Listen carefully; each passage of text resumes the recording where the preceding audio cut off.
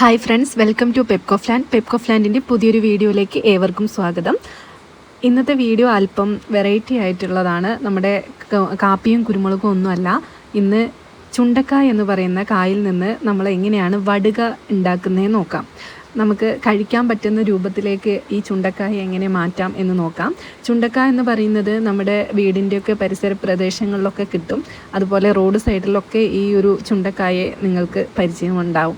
പക്ഷേ ഇതുകൊണ്ട് എന്താണ് ഉണ്ടാക്കേണ്ടത് എന്നുള്ളത് പലർക്കും അറിയില്ല. ഇതും കൊണ്ടൊരു വടുക എന്ന് പറയുന്ന സംഭവം ഉണ്ടാക്കാൻ പറ്റുമോ എന്ന് പോലും പലർക്കും അറിയാത്തൊരു കാര്യമാണ്.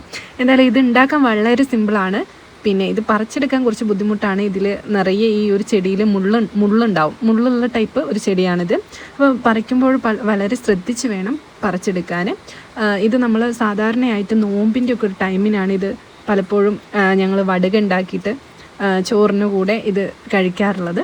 എന്തായാലും നമുക്ക് എങ്ങനെ ഉണ്ടാക്കുന്നതെന്ന് നോക്കാം.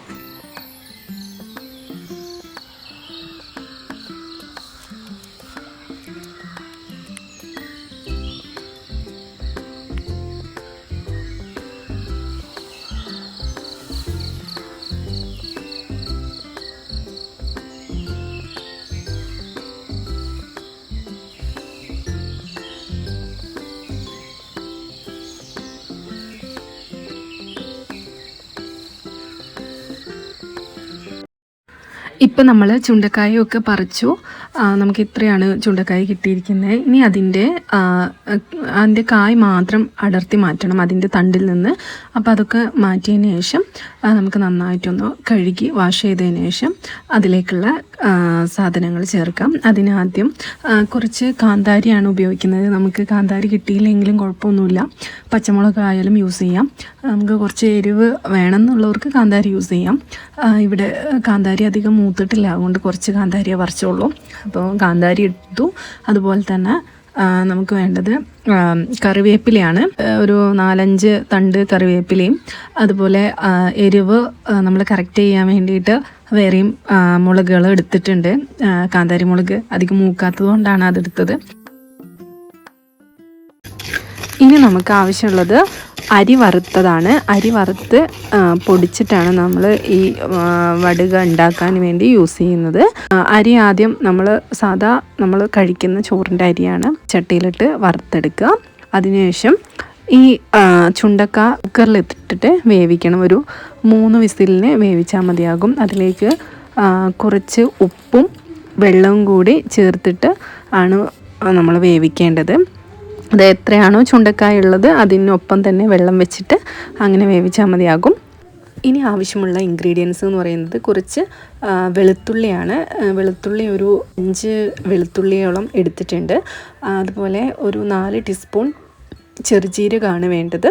പിന്നെ നമുക്ക് പച്ചമുളകോ അല്ലെങ്കിൽ കാന്താരി മുളകോ വേണം.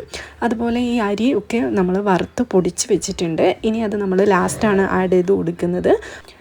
അരി വറുത്ത് പൊടിക്കുമ്പോൾ അധികം നൈസാക്കി പൊടിക്കരുത്, കുറച്ച് തരിതരിപ്പ് പോലെ ഉണ്ടാവണം. ആദ്യം തന്നെ നമ്മൾ പച്ചമുളകും ചെറുജീരകവും വെളുത്തുള്ളിയും കൂടിയാണ് അരച്ചെടുക്കുന്നത്. വെളുത്തുള്ളി ഓൾറെഡി ഞാൻ അരച്ചിവിടെ വെച്ചിട്ടുണ്ട്, അത് ഇതിൻ്റെ കൂടെ ആഡ് ചെയ്ത് കൊടുക്കുന്നുണ്ട്. നമുക്ക് വേണമെങ്കിൽ ലാസ്റ്റായിട്ടും ഈ വെളുത്തുള്ളി ആഡ് ചെയ്ത് കൊടുക്കാം. ഇനി നമ്മുടെ ചുണ്ടക്കായ് പുഴുങ്ങി വെച്ചതും അതുപോലെ കറിവേപ്പിലയും കൂടി എല്ലാം കൂടി മിക്സ് ചെയ്തിട്ടാണ് നമ്മൾ അരച്ചെടുക്കുന്നത്.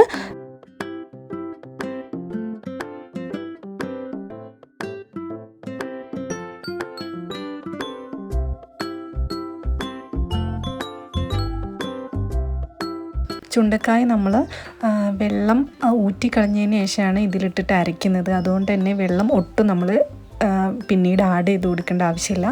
ഈ ഒരു കൺസിസ്റ്റൻസിയിൽ വേണം ഇതിപ്പോൾ തയ്യാറാക്കാൻ. ഇതിലേക്ക് നമ്മളിനി അരി വറുത്ത് പൊടിച്ചതാണ് ഇട്ട് കൊടുക്കുന്നത്. അരി വറുത്ത് പൊടിക്കുമ്പോൾ ഒരിക്കലും നമ്മൾ എന്താക്കരുത്, അധികം നൈസായിട്ട് പൊടിക്കരുത്. കുറച്ചൊരു തരിതരിപ്പ് വേണം. എന്നാലേ വടുക പൊരിച്ചെടുക്കുമ്പോൾ ക്രിസ്പി ആയിട്ട് കിട്ടാൻ വേണ്ടിയിട്ടാണ് ഇങ്ങനെ നമ്മൾ അരി അധികം നൈസാക്കി പൊടിക്കാതിരിക്കുന്നത്. ഇനി നമ്മൾ ഇത് ചെറിയ ബോൾസുകളാക്കി ഇങ്ങനെ ഉരുട്ടി ഒരു മൂടിയിലോ മറ്റോ ഇങ്ങനെ ഇടുക. എന്നിട്ട് അവസാനം കുറച്ച് അരി പൊടിച്ചത് കുറച്ച് അവിടെ മാറ്റി വെക്കണം. എന്നിട്ട് അതിൻ്റെ മുകളിൽ വിതറി കൊടുക്കണം. പരസ്പരം ഒട്ടിപ്പിടിക്കാതിരിക്കാനൊക്കെ വേണ്ടിയിട്ടാണ് അങ്ങനെ ചെയ്യുന്നത്. എന്നിട്ട് നമ്മൾ നല്ല വെയിലത്ത് വെച്ചിട്ട് ഇങ്ങനെ ഉണക്കിയെടുക്കണം. 2-3 ദിവസം നല്ല വെയിലുണ്ടെങ്കിൽ നന്നായിട്ട് പെട്ടെന്ന് ഉണങ്ങും. എന്നിട്ട് ഇതിങ്ങനെ ഏകദേശം ഉണങ്ങി കഴിഞ്ഞിട്ടുണ്ട്. ഇനി നമ്മൾ ഇതുപോലെ നമ്മൾ വടുക ഉണ്ടാക്കിയിട്ട് സ്റ്റോക്ക് ചെയ്ത് വെച്ചിട്ടുള്ളതാണ്. ഇങ്ങനെ വെക്കുമ്പോൾ 1 വർഷം വരെയൊക്കെ കേടുകൂടാതെ ഇങ്ങനെ തന്നെ വെക്കാൻ പറ്റും. 1 വർഷമോ 2 വർഷമോ നമുക്കിങ്ങനെ സ്റ്റോക്ക് ചെയ്ത് വെക്കാൻ പറ്റും. നമുക്ക് ആവശ്യമുള്ളപ്പോൾ എടുത്ത് പൊരിച്ചാൽ മതി. ഇങ്ങനെ നമ്മൾ വടുക ഉണ്ടാക്കിയിട്ട് നമുക്ക് വിൽക്കാനും പറ്റും കേട്ടോ. ഓരോ പാക്കറ്റിലാക്കിയിട്ട് വിൽക്കുകയാണെങ്കിൽ അതൊരു വരുമാന മാർഗം കൂടിയാണ്. പിന്നെ ഇങ്ങനെ പൊരിക്കുന്ന സമയത്ത് നമ്മളധികം ഫ്ലെയിം കൂട്ടാതിരിക്കുക. കുറഞ്ഞ ഫ്ലെയിമിൽ വെച്ചിട്ട് വടുക പൊരിച്ചെടുക്കാൻ നോക്കുക കേട്ടോ. ഇത് ചോറിനും കഞ്ഞിക്കും ഒക്കെ കൂട്ടാൻ അടിപൊളിയാണ്. അപ്പോൾ ഇന്നത്തെ വീഡിയോ നിങ്ങൾക്ക് ഇഷ്ടമായിട്ടുണ്ടെങ്കിൽ ലൈക്ക് ചെയ്യുക. നിങ്ങളുടെ അഭിപ്രായങ്ങളൊക്കെ കമൻറ്റിലൂടെ അറിയിക്കുക. ഇതുപോലെയൊക്കെ ഒന്ന് ട്രൈ ചെയ്ത് നോക്കുക.